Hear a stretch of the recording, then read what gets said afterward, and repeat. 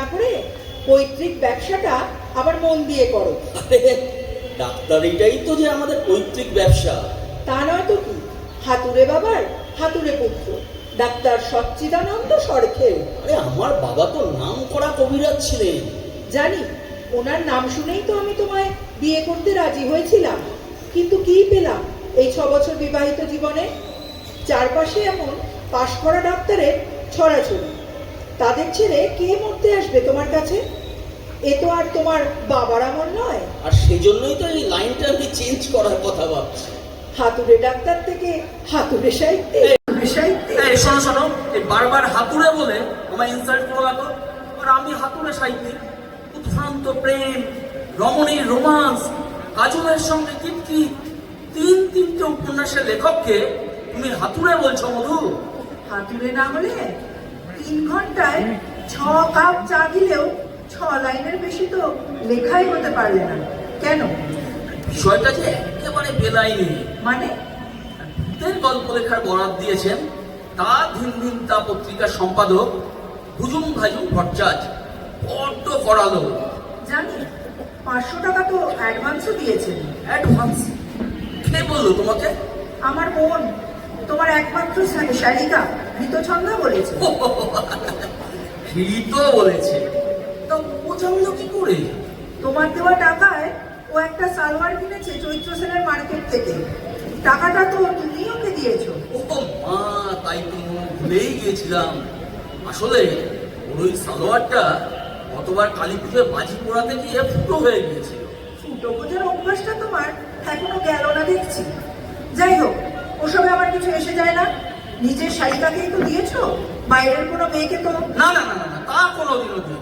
এই ওই মা কালী দিব্যি বলছি। থাক থাক, আর দিব্যি কাটতে হবে না। এরপর কি হলো বলো। আমি ভুজুম ভাজুম ভট্টাচার্যকে বললাম, দেখুন দাদা, প্রেমের গল্প উপন্যাস আমার হাতে খেলে ভালো। আপনি যদি আমাকে খিচিয়ে উঠলেন ভুজুম ভাজুম। তাঁর বক্তব্য, ছোটদের পত্রিকায় প্রেম প্রীতি নষ্টামি দশটামি। আমি বিনয়ের সঙ্গে তাকে বললাম, দেখুন স্যার, ভূত নিয়ে তো আমার কোনো অভিজ্ঞতা নেই। তাছাড়া আমি কোনোদিন ভূত দেখি। এটা বোকার মতো ওনাকে বলতে গেলে মুখ ফুসকে বেরিয়ে গেল যে। উনি কিছু বললেন না? বললেন না মানে? ঝাড়ের চোটে বৃন্দাবন দেখালেন। বলে, খুড়ো মশাই, ভূত আবার দেখা যায় নাকি? কোনকালে কোন লেখক ভূত দেখার পর গল্প লিখেছেন বলুন তো? কল্পনা করে লিখুন, আইডিয়া তৈরি করুন, আর নিজেকে ভূত ভাবুন। ভূতেদের একজন হয়ে তাদের সমস্যা অন্তর দিয়ে ফিল করে 1000 শব্দের মধ্যে একটা জপ্পেশ গল্প লিখে ফেলুন। ভুল তো কিছু বলেননি ভুজুম ভাজুম ভট্টাচার্য।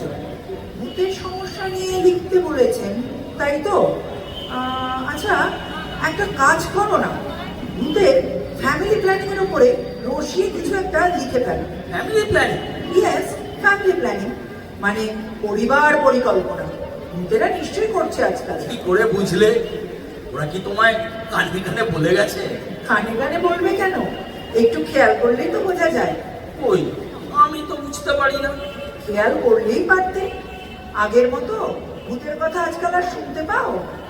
ছেলেবেলায় আধার রাতে শুনেছি একে ভূত ধরছে, ওকে ভূত ধরছে।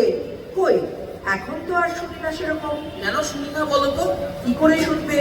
ভূতেদের সংখ্যা তো আর বাড়ছে না। কেন পারছে না? কেন? Right, that is the question. কেন বাড়ছে না? বাড়ছে না তার কারণ হলো ওরা ফ্যামিলি প্ল্যানিং করছে। একটার বেশি বাচ্চা ভূতের জন্ম দিচ্ছে না। আর ইউ শিওর যে সত্যিই জন্ম দিচ্ছে না? আরে শিওর হওয়ার তো দরকার নেই। তুমি শুধু এই অ্যাঙ্গেলটা থেকে আইডিয়াটা ধরবে, দেখবে তত্তর করে গল্পই করবে। আইডিয়াটা সত্যিই ফ্যান্টাস্টিক। তবে ছোটদের গল্পে এইসব ফ্যামিলি প্ল্যানিং। ছোট? কাদেরকে তুমি ছোট ভাবছো? দিন রাত স্টার প্লাস, জিটিভি, এমটিভি দেখে ওরা এখন সব বোঝে। ওইসব প্যান প্যানানি ভূতের গল্প না আজকাল ওরা ছুঁয়েও দেখবে না। পড়া তো দূরে থাক। এই শোনো, আমি বরং দিন 2 জন্য বাপের বাড়ি থেকে ঘুরে আসি। তুমি এর মধ্যে মাথা ঠান্ডা করে জমিয়ে গল্পটা লিখে ফেলো। মা গো, জননী আমার। ওকে ওকে আদিত্যতা, ওকে মা বলে ডাকছো? না না না না না, নিজের মাকেই ডাকছি না। বেশ, তাহলে লেখাটা শুরু করো। আমি তোমার জন্য কড়া লিকার চা আর পাঁপড় ভাজা করে নিয়ে আসছি।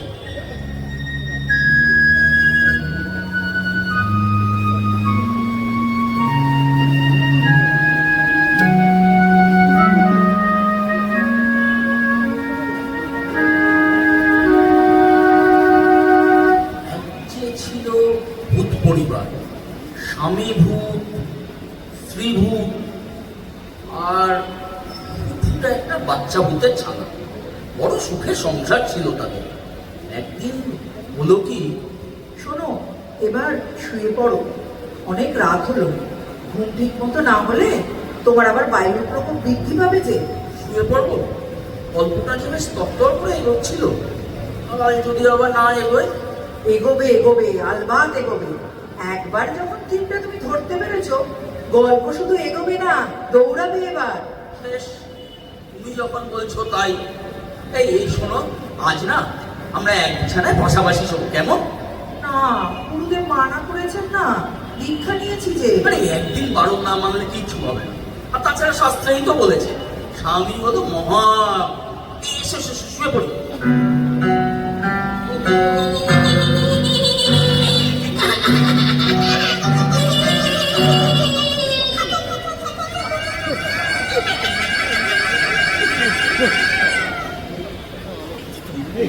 আমাদের সভা এবার শুরু হবে। আজকের সভা হলো বিচার সভা। বিচার হবে এক মানুষের।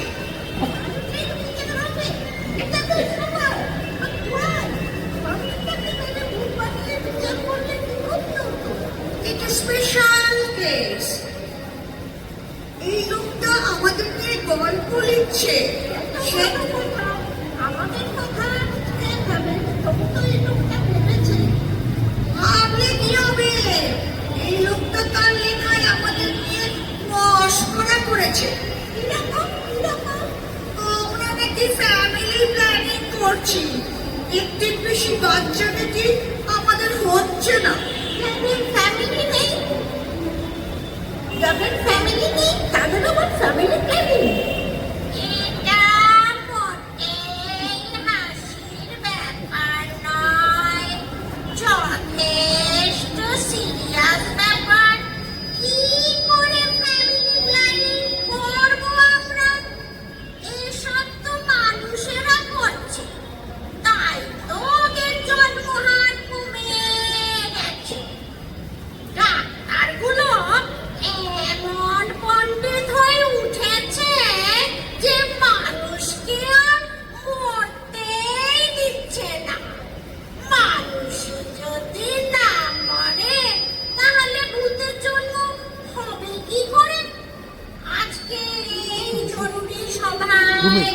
উপস্থিতির হার দেখে বুঝতে পারছেন আমাদের পপুলেশন কত কমে গেছে।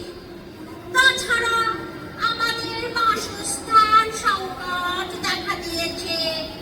বড় বাড়ি ভেঙে জলা জমি বুঝিয়ে শেওড়া আর পাঁচ কেটে প্রমোটাররা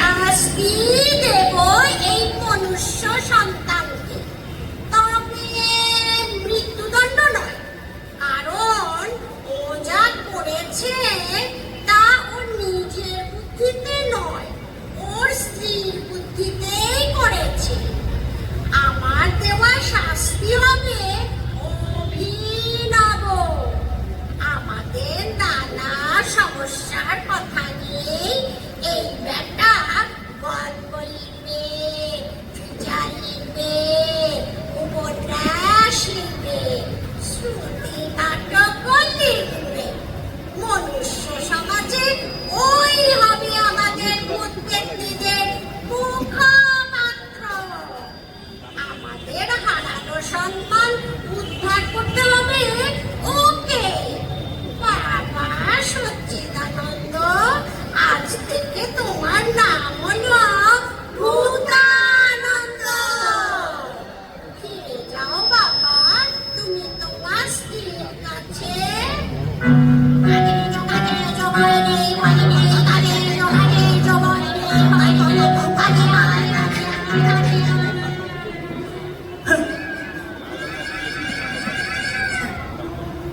মধু, মধু তুমি কোথায়? আমি তাদের দেখা পেয়েছি গো। এই নাও তোমার বেডটি। মধু, আমি তাদের দেখা পেয়েছি গো। কার দেখা পেয়েছো? তেনাদের, ওই ভূতেদের স্বপ্নে। আচ্ছা মধু, ভোরের স্বপ্ন তো সত্যি হয় তাই না? হ্যাঁ, তাই তো শুনেছি। আর আমার মাথায়ও না নানা ভৌতিক পাঠ কিলবিল করছে। ডান হাতটা নিষ্পিস করছে কলম ধরার জন্য। এ আমার কি হলো গো? বাহ, তাহলে তো খুবই ভালো। একটা কাজ করো, চাটা খেয়ে বাথরুম থেকে ঘুরে এসে চট করে লিখতে বসে যাবে। বেশ, তাই হবে। তুমিও ঘন্টায় ঘন্টায় চা সাপ্লাই করে যাও। বেশ তো, কিন্তু বিকেলে না আমি একবার গুরুদেবের আশ্রমে যাব। আজ উনি আমাকে প্রেম যোগ আর প্রাণায়াম শিক্ষা দেবেন।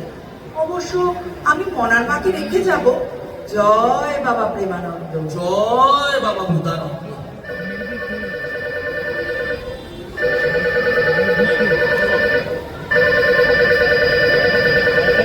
হ্যালো, আমি মিসেস সরকার বলছি। সরি, উনি এখন ভীষণ ব্যস্ত। না না না, কথা বলা যাবে না। কি ব্যাপার আমায় বলুন না। উপন্যাস? না না না, এবারে হবে না। না না, উনি অলরেডি 20খানা উপন্যাস লেখার জন্য অ্যাডভান্স দিয়ে নিয়েছেন। হ্যাঁ, কি বলছেন? জানি, এক একটা উপন্যাস লিখতে ওনার মাত্র 2 দিন লাগে। মানে 20টা উপন্যাস লিখতে 40 দিন। কিন্তু পুজোর তো আর 2 মাসও নেই। তার উপরে ছোট গল্পও লিখছেন 336টা। আচ্ছা, একটা কাজ করুন ভাই, এবারটা না গল্পের ওপর দিয়ে চালিয়ে দিন। ঠিক আছে? ওই ফ্ল্যাট রেট 5000 টাকা। হ্যাঁ, তাহলে 2000 টাকা অ্যাডভান্স দিয়ে চলে আসুন। ঠিক আছে, ছাড়ছি তাহলে। আর ফোন গো। আহা, তুমি আবার লেখা ছেড়ে এদিকে আসতে গেলে কেন? আমি তো এদিকটা দেখছি নাকি। এই হাতটা যে টনটন করছে। তাছাড়া এই সবে ভূতার পেটনিটা বিয়ে দিলাম। বাচ্চা কাচ্চা হতে একটু টাইম লাগবে না? ওদেরই শুধু বাচ্চা হলে চলবে? আমাদেরটা কবে হবে গো? আরে হবে হবে, আগে একটু বুঝিয়ে নি। সবই বাবা ভূতানন্দের দয়া গো মধু। কলম ধরতে না ধরতেই শব্দের ঝড়। কে যেন আমাকে দিয়ে লিখিয়ে দিচ্ছে গো। সবই আমার গুরুদেব স্বামী প্রেমানন্দের দয়া। উনি যেদিন থেকে রুদ্ধ ঘরে আমাকে প্রেম যোগ শিক্ষা দিতে শুরু করেছেন, সেদিন থেকেই তোমার এই উন্নতি। ও শোনো, কাল সন্ধ্যায় শ্রেষ্ঠ ভূত সাহিত্যিকের সম্মান দেবে তোমায় ভূত চর্চা সমিতি। মনে আছে তো? হ্যাঁ হ্যাঁ হ্যাঁ, মনে আছে। গিনেস বুকে নাম তোলার জন্য কাল কিন্তু অনলাইনে অ্যাপ্লিকেশন পাঠাতে হবে। এ মনে করিয়ে দিও আমাকে। আচ্ছা। মনে হচ্ছে আমার ডান হাতের আঙুলে না ভূত ভর করেছে। আচ্ছা আচ্ছা, যাই যাই যাই যাই, আমি লিখতে বসি।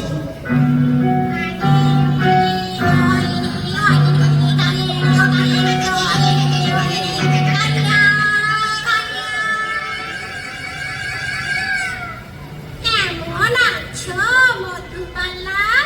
খুব ভালো আছি। আমায় চেনো? না চেনার কি আছে?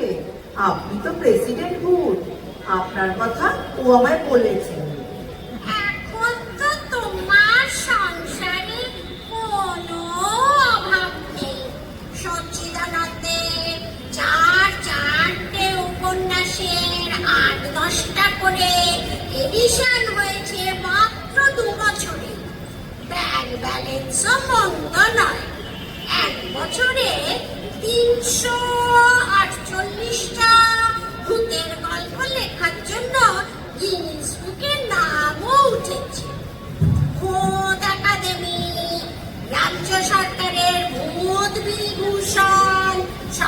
পুরস্কারই তোমার স্বামীর পকেটে। এবার জীবনের সেরা পুরস্কার দেব আমরা। আপনারা দেবেন? কি পুরস্কার? Doctorate in Ghosh literature. Doctorate?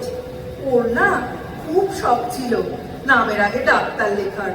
হাতুড়ে বলে রিস্ক নেয়নি, এবার নিশ্চয়ই লিখতে পারবে। মধুবালা, তুমি খুশি তো তোমার স্বামীর এই সাফল্যে? অবশ্য সবই হয়েছে তোমার বুদ্ধিতে। পুরস্কার তো তোমারও একটা প্রাপ্য। কি পুরস্কার? কি পুরস্কার? তুমি যাতে বাকি জীবন নিশ্চিন্তে তোমার গুরুদেবের স্বামী প্রেমানন্দের সাধন সঙ্গিনী হয়ে রুদ্ধ কক্ষে প্রেম যোগ চর্চা করতে পারো, সেই ব্যবস্থাই করছি। জয় বাবা ভূতানন্দ, জয় স্বামী প্রেমানন্দ।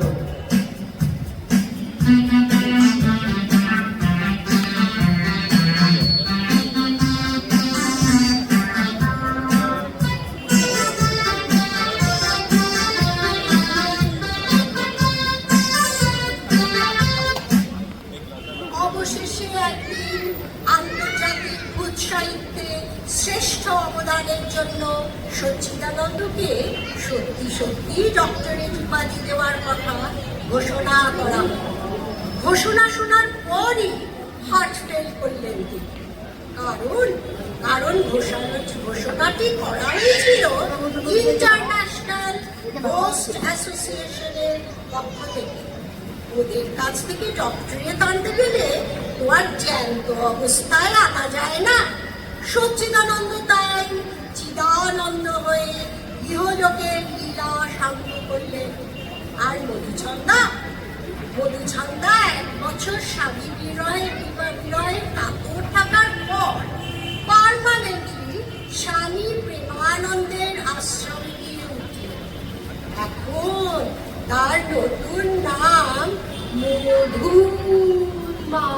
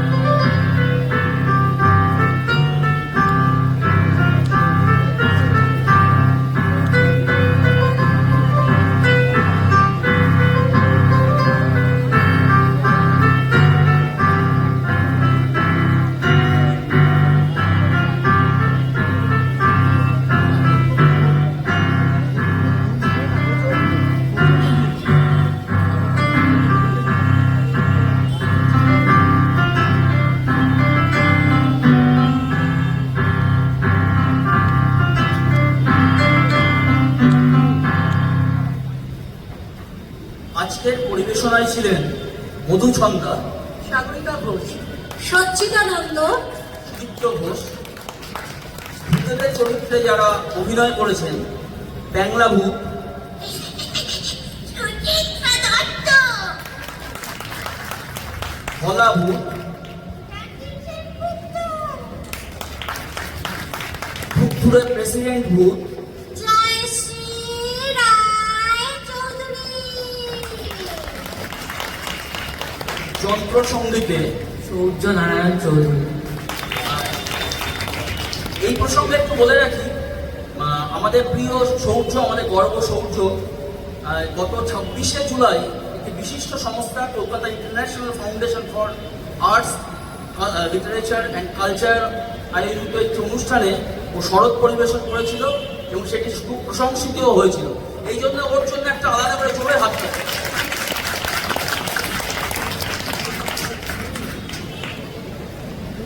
শব্দ প্রক্ষেপণ এবং সহযোগিতায় শ্রীমতী টুম্পা কর। কৃতজ্ঞতা সহ ব্যবহৃত হয়েছে কবিগুরু রবীন্দ্রনাথ ঠাকুরের ও সত্যজিৎ রায়ের গানের সুরের অংশবিশেষ। সমগ্র ব্যবস্থাপনা ও পরিচালনায় শ্রীমতী জয়শ্রী রায়চৌধুরী।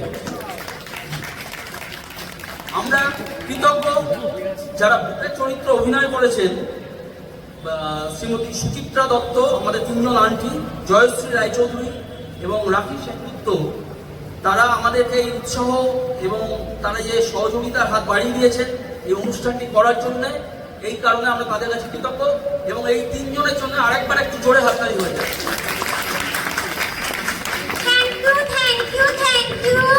ধন্যবাদ। ওকে ওকে মা, এক মিনিট একটা দেখেন, এটার মধ্যে একটা প্রচন্ড ভালো একটা জিনিস আজকে আমরা দেখলাম। এইটার জন্য এটা আই নিড রামদেব বাবা জিন্দাবাদ, আবার এটা জোরে একটু হাত তালি। ওকে, সবচেয়ে ভালো কথা কি বলুন তো, জয়শ্রী ভূতেও প্রেসিডেন্ট, সুরিয়া প্রেসিডেন্ট, তুমি পারমানেন্ট কিন্তু জয়শ্রী।